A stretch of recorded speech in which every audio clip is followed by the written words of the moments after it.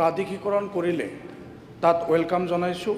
কিন্তু তাৰ পিছত যিসমূহ বিদ্যালয় বাদ পৰি থাকিল সেই বিদ্যালয়সমূহ the education Assam provincialisation of services of teacher and reorganisation of educational institution amendment act 2025 এই আইনৰ আওতাত বিদ্যালয়সমূহৰ পৰা অনলাইন যোগে তেখেতসকলৰ সংশ্লিষ্ট বিদ্যালয়সমূহৰ পৰা আবেদন বিচৰা হৈছে। মই অধ্যক্ষ মহোদয়ৰ জৰিয়তে মন্ত্ৰী ডাঙৰীয়াক মই প্ৰশ্ন কৰিব খুজিছোঁ যে এই বিদ্যালয়সমূহ কিমান সময়ৰ ভিতৰত এই বিদ্যালয়সমূহ প্ৰাধিকৰণ কৰা হ'ব।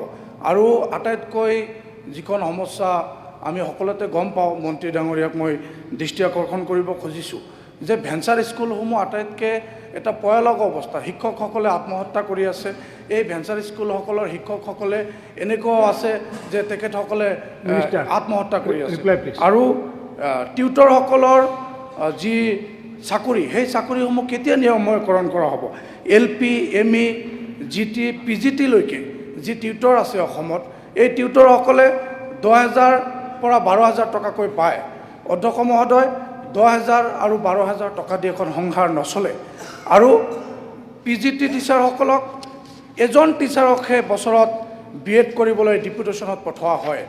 আৰু এজন শিক্ষকে সেই BEd কৰাৰ পিছতহে ডিপুটেশ্যনত অহাৰ পিছত সেই চাকৰি নিয়মীকৰণ কৰা হয়। তাত আমি ভাল পাইছোঁ। কিন্তু এনেকৈ যদি এজন এজনকৈ নিয়মীকৰণ কৰা হয় তেতিয়াহ'লে বহুত সময় লাগি পৰিব। এনেকৈ হ'ব যে কিছুমান শিক্ষক আপোনাৰ অৱসৰ ল'ব লগা পৰিৱেশ হ'ব।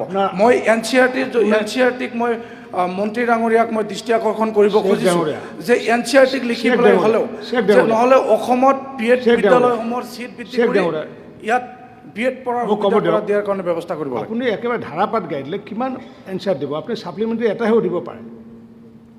এইকাৰণে মানে বাকী মেম্বাৰবোৰে প্ৰশ্ন সুধিব নোৱাৰে। আপুনি ছাৰ, এইটো আমাৰ এটাচ আছে কুৱেশ্যন। এটা ছাবজেক্টত ধাৰাপাত ক'লে উত্তৰ কেনেকৈ দিব? যিমানখিনি পাৰে দিয়ক মন্ত্ৰী ডাঙৰীয়া।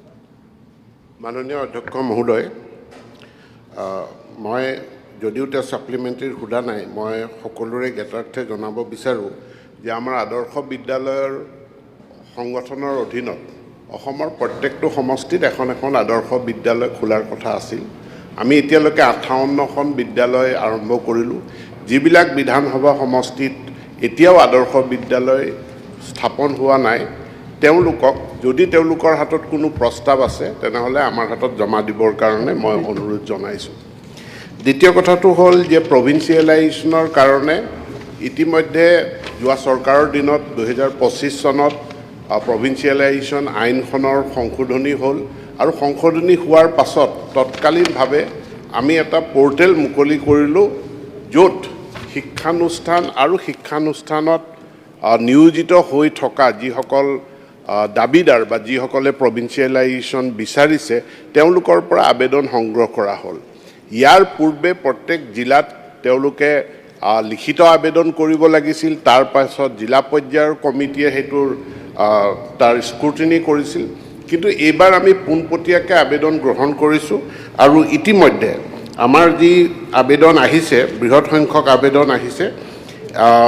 LP স্কুলত 6,163খন, আপাৰ প্ৰাইমেৰীত 10,101খন, হাইস্কুলত 5,733, ছিনিয়ৰ ছেকেণ্ডেৰীত 1,222, হায়াৰ ছেকেণ্ডেৰীত 201 আৰু ডিগ্ৰী কলেজৰ পৰা 1,698 আবেদন ইতিমধ্যে আমাৰ পৰ্টেলত আহিছে। এতিয়া আমি আইনৰ আধাৰত এইখিনিৰ স্ক্ৰুটিনি আৰম্ভ হৈছে। এখন এখনকৈ সকলোবিলাকৰ মানে যুক্তিযুক্ততা, তেওঁলোকৰ ইলিজিবিলিটি ক্ৰাইটেৰিয়া ফুলফিল কৰে নকৰে, এইখিনি স্ক্ৰুটিনি কৰি তাৰ ওপৰত চৰকাৰখনে আইনমতে সিদ্ধান্ত গ্ৰহণ কৰিব। টিউটৰসকলৰ ক্ষেত্ৰত যিহেতু আমাৰ শিক্ষা ব্যৱস্থা এতিয়া national council of teacher education NCTৰ দ্বাৰা ৰেগুলেটেড, গতিকে NCTৰ নৰ্মছ যেতিয়া ফুলফিল নহয় আমি তেওঁলোকক শিক্ষক হিচাপে নিয়োজিত কৰিব নোৱাৰোঁ। আমি টিউটৰ হিচাপে নিয়োজিত কৰিছোঁ। আৰু টিউটৰসকলৰ যি ফিক্স পে আছে, যোৱা চৰকাৰৰ দিনতে আমি 2025-26 এই সিদ্ধান্ত গ্ৰহণ কৰিছোঁ যে এতিয়াৰ পৰা টিউটৰসকলৰ যি মাননি আছে প্ৰতি বছৰে 6% হাৰত সি বৃদ্ধি পাই গৈ থাকিব। আৰু তাৰ কাৰণে পুনৰ আমি কোনো সিদ্ধান্ত ল'বলগীয়া নাই, ই অট'মেটিক 6%কৈ বাঢ়ি গৈ থাকিব। ধন্যবাদ। সেকেন্ড সাপ্লিমেন্টারি স্যার, মোর সেকেন্ড সাপ্লিমেন্টারি কোশ্চেন। মন্ত্রী ডাঙৰীয়া যিখন কথা কৈছে যে আমাৰ টিচাৰ্ছসকলৰ 6% টিউটৰসকলক বৃদ্ধি কৰি আছে। যদি PGT টিচাৰ্ছৰ দৰমহা আজিৰ তাৰিখত দৰমহা নহয়, কনচলিডেটেড পে' বুলি ক'ব পাৰি, 18,900 টকা। 18,900 টকাই যদি মই ধৰোঁ 6%ত কিমান হয়? 1,000 টকা 1,500 টকা বাঢ়িব। এইটো এই মাননি বৃদ্ধিটোৱে এজন শিক্ষকৰ সংসাৰ নচলে। আৰু টিউটৰসকলক আচলতে আমি দেখা পাওঁ যে বিভিন্ন শিতানত আমি শিক্ষামন্ত্ৰীৰ কিছুমান ভাল পদক্ষেপ আমি দেখাও পাইছোঁ যে স্পেচিয়েল টেট অনুষ্ঠিত কৰে। স্পেচিয়েল টেট উইথ ৰিলেক্সেশ্যন দি পেলাই এই টিউটৰসকলক যদি আমি মকৰল কৰিব পাৰোঁ, তেখেতসকলক পাৰ্মানেণ্ট কৰিব পাৰোঁ।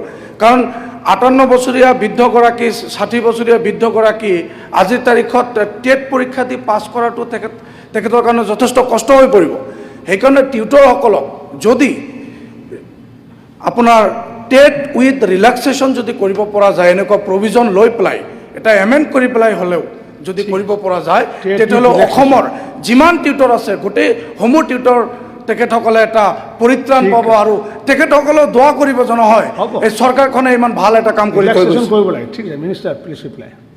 মাননীয় অধ্যক্ষ মহোদয়, আমাৰ অসমৰ ৰাজহুৱা শিক্ষা ব্যৱস্থা এক দীৰ্ঘ পৰিক্ৰমাৰ মাজেদি আহিছে আৰু আজি অসমৰ শিক্ষাৰ মানদণ্ড আমি উন্নত কৰিব পাৰিছোঁ।